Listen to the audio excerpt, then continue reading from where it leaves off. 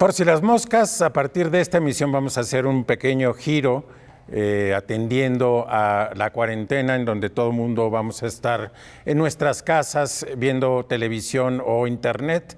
Y este pequeño giro tiene que ver con invitar especialistas a que nos ayuden a reflexionar algún tema, recomendándonos libros o películas o canciones o documentales, en fin, lo que sea. Vamos a comenzar con Juan Manuel Casanueva, que él es director de SocialTIC, que es una organización que se dedica al habilitamiento y la seguridad digital. Y con Juan Manuel he querido comenzar esta nueva serie que durará algunas semanas para hablar de algo que nos es profundamente común, pero que no entendemos muy bien, y es ¿qué es Internet? Juan Manuel, muchísimas gracias por aceptar este reto. Gracias por el experimento y la invitación. Un placer. Vamos a comenzar con tu primera selección, que es la propagación.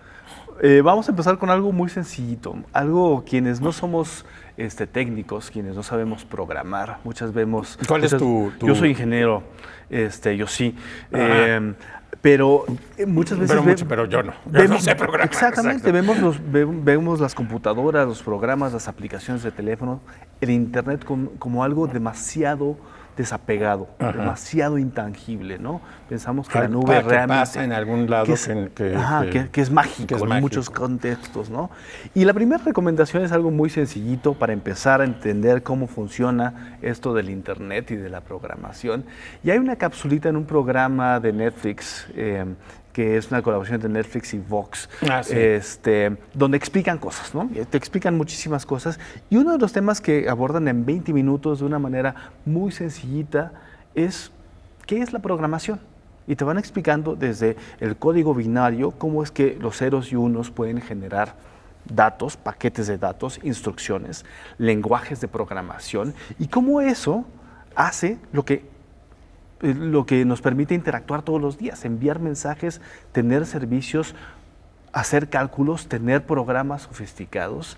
Y esta capsulita es bastante interesante porque pues, nos los va explicando poquito a poquito, ¿no? Lo vamos entendiendo y lo vamos viendo de una manera muy lógica. Así como podemos llegar a entender la clave Morse como un código, vemos cómo muchas veces esto es la base para muchos programas, muchos lenguajes de programación y lo que es hoy en día el Internet. Y pues, la programación, según entiendo, se divide en una combinación que es infinita de ceros y unos, y eso es lo que, y digamos, la manera en que están combinados estos ceros y unos es la manera en que se pueden transmitir datos por todo el mundo, ¿no? Exactamente, y cómo hemos logrado a través de las décadas poder hacer las normas y los estándares para que la información se pueda paquetizar y enviar y los comandos se puedan generar a través de diferentes tipos y lenguajes de programación, ha hecho que pues, tengamos la capacidad que tenemos hoy de calcular, de enviar información y de pues, tener algo tan potente como lo que lo estamos viviendo hoy en día y que, spoiler, indica que con estas bases de programación vemos el futuro de la programación todavía más ambiciosa, ¿no? Con tecnologías más ambiciosas tipo la cuántica y vemos que podemos llegar a poder tener iteraciones que pues, un humano no va a poder inclusive calcular, concebir y que muchas veces la programación misma está siendo realizada por máquinas mismas, ya no por personas escribiendo cada una de las líneas de código, y que pues esto puede empezar a abrir unas oportunidades interesantes, pero también y algunos problemas éticos, ¿no? Y éticos y otro tipo de riesgos. Y ahorita si quieres entramos más a detalle de eso. Entonces, bueno, para resumir es la programación que está en Netflix y que es una colaboración entre Vox, que es un medio norteamericano, y Netflix, que todo el mundo lo conocemos, y obviamente estos son pequeños documentales explicativos, no es el único que hace Netflix con Vox, pero es uno de ellos. Se llama La Programación. Exactamente. El segundo título que escoges se llama Hackers, Heroes of the Computer Revolution. Y este es el clásico, este es el libro clásico que nos describe y nos pone en los años 80 de estos grandes mitos, gurús que transformaron la computación, ¿no? Jobs, Bill Gates, etcétera, los que estuvieron detrás y los que hicieron que la computación pudiera llegar a través de los aparatos y eventualmente también a través del software a muchas de las personas que tenemos acceso a ellas. Y hay dos elementos muy interesantes de este libro clásico, fue escrito creo que en el 84, me parece, wow. Que establece primero esa lógica y esa mística que le llamaban hacker en su momento, en donde no había barreras. No había barreras establecidas para lo que se podía crear, innovar, no solamente a nivel tecnológico, sino a nivel de paradigmas y también hay algo bastante hippie. Era súper hippie. En eso, es decir, extremadamente hippie. Era extremadamente hippie. En la biografía de Walter Isaacson sobre Steve Jobs, habla de estas comunidades de hackers y que tienen un origen en San Francisco y que tienen un origen en la contracultura en Estados Unidos y que los hacen como los verdaderos héroes de la computación. Y aquí vienen dos elementos que nos empezamos a enfrentar al panorama de Internet y de la programación actual, ¿no? Uno es, este libro también los hace muy románticos, los pone como esos hippies que lograron todo, revolucionaron la era digital y también los hicieron millonarios. Entonces crean este contexto de Silicon Valley, en donde hoy en día son los multimillonarios y la dinámica económica y social del mundo se está dando, le están poniendo las reglas mucho de estos hubs, no solamente económicos, sino tecnológicos y de conocimiento, ¿no? Entonces, ese es como que lo primero, le pone ese romanticismo y por eso también mucha gente sigue esa lógica de, bueno, seamos hackers, sigamos innovando, seamos el próximo Bill Gates o Mark Zuckerberg, etcétera. No solamente por el dinero, sino por el prestigio y lo que corresponde. Estamos ya en una lógica donde tienen un posicionamiento más allá del económico.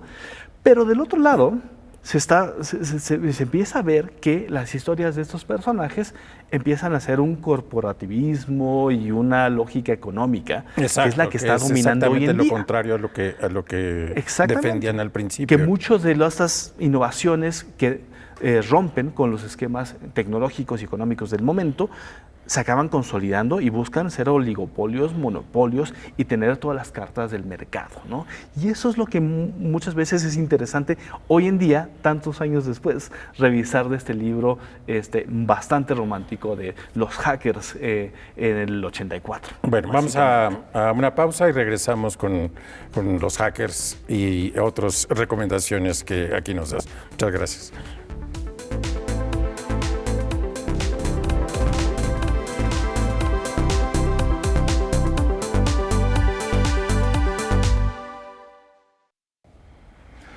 Estamos de regreso en Por si las moscas. Yo soy Guillermo Sorno, estoy hablando con Juan Manuel Casanueva. Estamos haciendo una serie de recomendaciones para que usted en casa pueda profundizar sobre ciertos temas que están ahora ajenos un poco a la coyuntura, pero que son temas de reflexión y preguntas que siempre nos hemos hecho, como por ejemplo, ¿qué es Internet? Antes del corte estamos hablando de un libro que Juan Manuel nos recomienda, en donde es una historia romántica de los creadores de la primera ola de las computadoras y de las computadoras personales, etcétera. Pero tu siguiente recomendación es Digital Cosmopolitans. ¿Por qué? Y me voy con Digital Cosmopolitans porque el autor, Ethan Zuckerman, es de los románticos ya del siglo XXI. Okay. Los que vieron, y como posiblemente muchas y muchos de nosotros crecimos con Internet, vimos la posibilidad que traía Internet al mundo. O sea, para hablarlo de una manera muy también romántica, Internet traía la posibilidad de que por primera vez en la historia cualquier persona pudiera acceder al conocimiento, a contenidos, pero también los pudiera crear, no solamente las burbujas de poder, ¿no? Okay. Y en la lógica más internacional, en la lógica más horizontal, ¿no? Horizontal e internacional, también se abre la posibilidad extremadamente romántica de decir, no importa qué idioma hablemos, no importa dónde estemos, esta virtualidad nos va a poder encontrarnos, vamos a poder interactuar, vamos a poder compartir y como mundo, como sociedad vamos a hacer una mejor sociedad. Y porque pensamos personas. Colectivamente, porque estamos todos conectados. Porque interactuamos, porque dialogamos. Inclusive, Ethan lleva a un proyecto que se llama Global Voices, una red de blogueros que surge también a inicios del siglo, en donde se busca... 2000. Súper 2000, donde se buscaba que personas que pudieran hacer blogs y que explicaran lo que estaba pasando en sus contextos, rompiendo los medios tradicionales, que apenas estaban sumando a lo digital, antes del 2008, 2010, y poniendo la voz de las personas, verificando información desde un reporteo local, ¿no? Entonces, este romanticismo y este potencial que nos trae Internet, quienes crecimos con Internet, Ethan acaba reflexionando sobre cómo esto no se dio del todo. Ajá. Y no se dio del todo no solamente porque hay monopolios y los poderosos aprovecharon Internet para seguir siendo poderosos o ser todavía más poderosos, la consolidación de espacios de medios de comunicación, de entretenimiento, el poner agendas. Los medios tomaron una reacción muy, muy rápida para poder tener su presencia en Internet. Coloquialmente decimos que Twitter perdió su positividad cuando llegaron los medios y las marcas y las agencias publicitarias a poner las grandes capitales y mensajes en Twitter. En Twitter. Pero ahí es cuando viene a explicar, bueno, ¿qué pasó? ¿No? ¿Por qué no se cumplió este sueño que teníamos cuando estábamos llegando a los 2000 y donde decíamos, perfecto, si nos conectamos podemos ser mejor sociedad? Y vemos también que muchos de las trabas que traemos como sociedad, el racismo, la xenofobia, los prejuicios, las guerras, el poder, se vieron reflejadas altamente en Internet, ¿no? ¿Tú dirías que estamos viviendo en una época más bien pesimista sobre Internet? Vamos para allá, y hay que evaluarlo porque las oportunidades siguen estando ahí. Okay. Cualquiera puede emitir un mensaje. Hoy en día, en contextos de crisis, cualquiera puede hacer una aportación y va a ser retomada y puede tranquilizar y aportar mucho a la sociedad. Bueno, por ejemplo, hablemos de la pandemia, ¿no? Sí. De cómo se construye la información, se distribuye y crea pánicos o también te puede ayudar a mantenerte ocupado o entender mejor la pandemia. O aprender o aprovechar tu tiempo o ser más felices o tener una mejor relación familiar ahora que estamos juntos. Exactamente. Desde Pero pues, básicamente casa. La reflexión es esta, ¿no? ¿Qué pasa con ese sueño optimista, romántico, que se rompe y el Internet no acabó siendo lo que pensábamos que podría llegar a ser, ¿no? Entonces, muchos de estos lastres sociales empiezan a tener este impacto y la multiculturalidad nos ha dado. Las culturas hegemónicas, las industrias culturales hegemónicas empiezan a tratar de cooptar también Internet, como si fuera antes la televisión o el radio, en donde los grupos de poder quieren poner estas agendas. Sí, habrá chispazos que el youtuber o la youtuber en el momento, que el talento de repente es más fácil de visibilizar, pero se pueden cooptar también fácilmente, ¿no? Entonces empieza a haber esa relación y esa conversación sobre, bueno, ¿qué está pasando con estos sueños de Internet que también estamos viendo que se pueden ir afectando, ¿no? Y para seguir en la materia no tan positiva, tenemos un libro de Evgeny Morozov, que es el que nos ha roto los sueños a todos los que hemos creído en Internet desde que se puso a escribir. ¿Quién es? Evgeny Morozov es un muy joven Grinch del Internet. Y el libro recomendado se llama To Solve Everything. Y es el alfiler que rompe la burbuja de optimismo y sobre todo una burbuja que seguimos viviendo en donde decimos la tecnología lo va a resolver todo. Y dice, a ver, no, al contrario, hay más. peligros en algunos contextos y hay que tener mucho cuidado. Entonces, si alguien te dice, oye, pero eso se soluciona con tecnología, es muy fácil, participación ciudadana, democracia, justicia, felicidad, pues dicen, no, espérate, o sea, ya vemos, y estamos hablando de los primeros años de Internet de este milenio, en donde hay riesgos importantes y ese tecnosolucionismo puede ser muy peligroso. ¿Por ejemplo? Por ejemplo, el ponerle algoritmos para que la eficiencia sea lo que rija. Generalmente los algoritmos, como vimos en el programa que les recomendé de Netflix, muchas veces pues, están escritos por ciertas personas.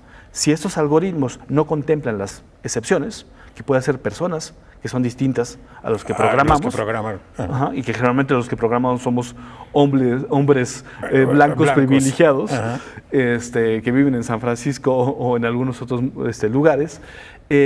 Esas excepciones pueden ser muy peligrosas. Entonces, ¿qué pasa si tenemos algoritmos que tienen reconocimiento facial? ¿A quiénes van a reconocer más o menos? Bueno, hay casos ya se ha reportado acerca de cómo el reconocimiento facial para personas de color es distinto que para los blancos, ¿no? ¿Qué pasa si para hacer más eficiente el sistema de procesamiento de casos judiciales le metemos algoritmos? Pues seguramente la información que tenga ahí y las características que alimentan ese algoritmo va a poder dar algunos resultados que pueden ser marginales o sesgados en contra de ciertas personas.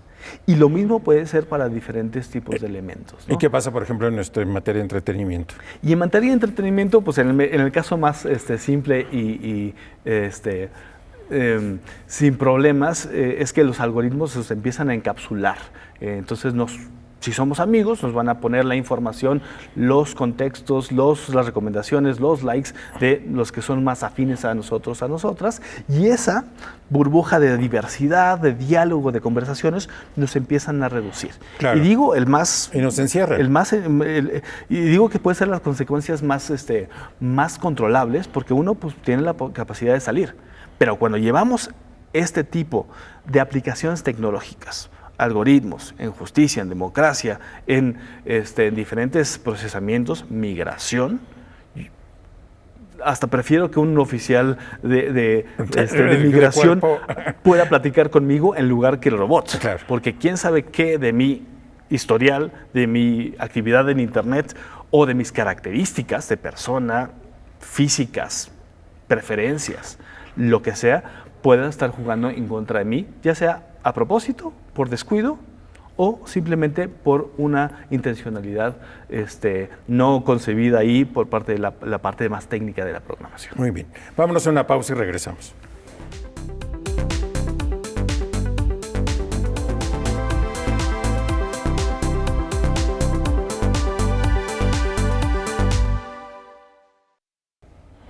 Estamos de regreso en Por si las moscas, estamos ya entrando en esta nueva etapa del programa, en donde durante las próximas semanas daremos algunas recomendaciones para leer en casa, para reflexionar en casa.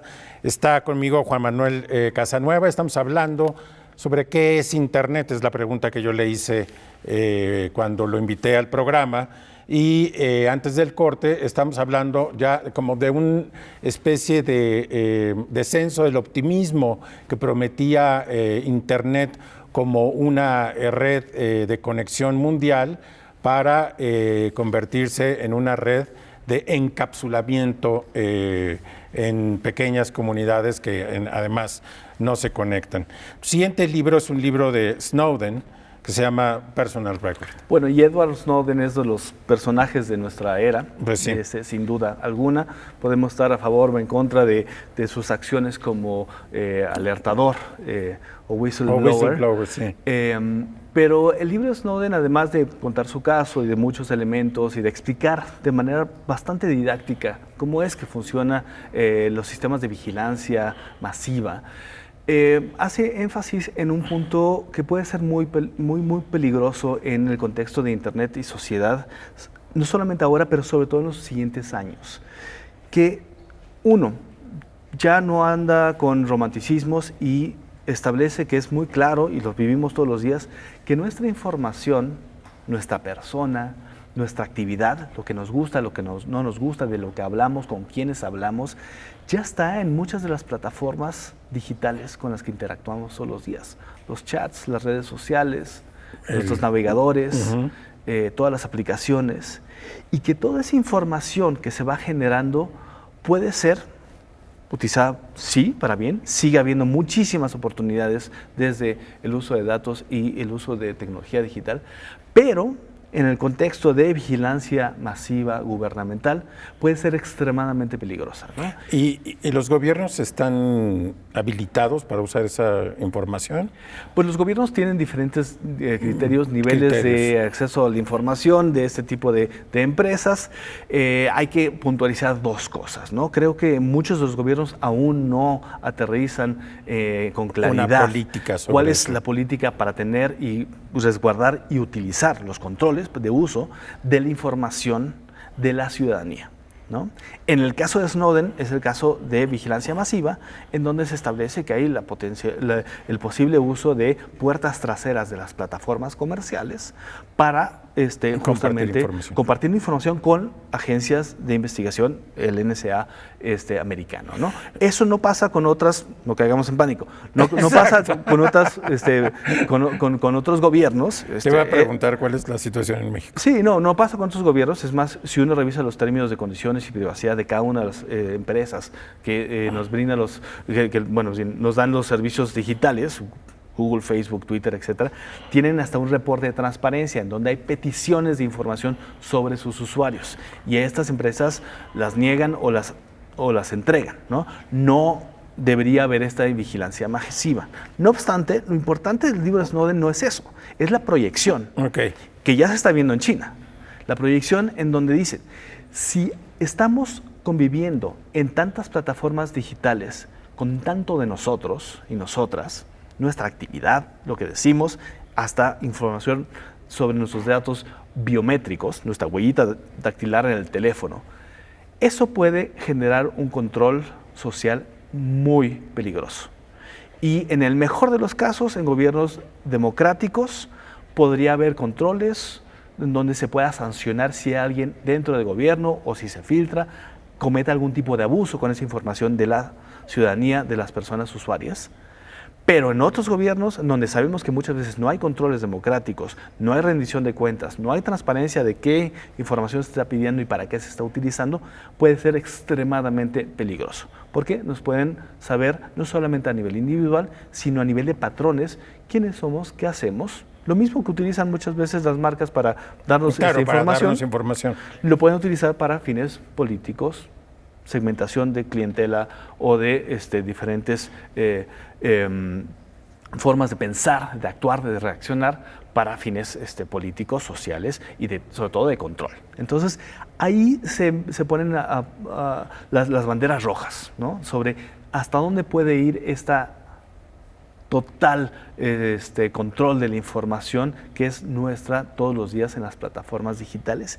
Y eso se une con la última recomendación del programa que le pone el título perfecto a este contexto que estamos viviendo ahorita, que es el capitalismo de la vigilancia. Es decir, cómo es que ya estas plataformas en donde vivimos, donde interactuamos, están utilizando nuestros datos, nuestra actividad para segmentarnos, para entendernos y vendernos publicidad, en el mejor de los casos.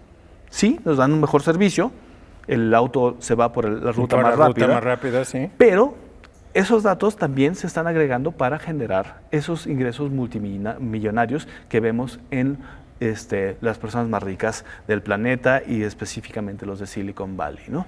En donde, así como una lógica extractivista del petróleo, ahora son nuestros datos los que se vuelven nuestra actividad personal, nuestros datos los que se vuelven el nuevo petróleo, mal llamado o bien llamado por todas sus consecuencias negativas, que genera riqueza a muy poquitas personas que nos tienen a expensas de esas aplicaciones y estos servicios, pero que pues, es nuestra información más íntima como nuestra actividad y lo que hacemos y pensamos y decimos todos los días. Entonces, ahí se hace una reflexión grande, ¿no? En decir, bueno, paremos, veamos Si ese es el camino que queremos como mundo, como sociedad, sí hay muchas cosas positivas que el Internet nos tiene que dar. Hay que mantener esa libertad de expresión para podernos seguir comunicando y que cualquiera pueda hacer un gran mapa sobre la situación del contexto del coronavirus o que pueda ser un gran artista, pero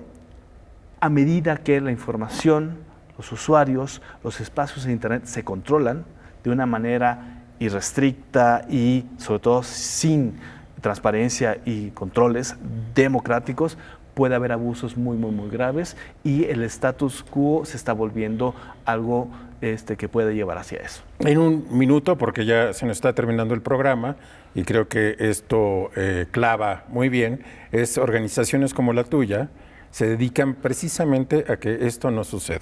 Exactamente, nosotros queremos impulsar que tengamos el control, que sepamos que podemos decidir o una plataforma o la otra y que podemos ajustar los settings de personalización para ver qué información le damos a tal o cual aplicación, mapa, red social, etc. Queremos que podemos retomar el control, inclusive seleccionar otro tipo de proveedores e impulsar unos nuevos que nos respeten nuestra privacidad. Y lo segundo que queremos es que sigamos utilizando Internet y creándola y reinventándola para que sea lo que podemos hacer como sociedad. Porque hay una gran diferencia a lo que estamos platicando a inicios del programa. Ya somos generación, tú y yo no tantos, pero ya los más jóvenes ya son generación que creció y que vivió en Internet. Son hijos e hijas de Internet.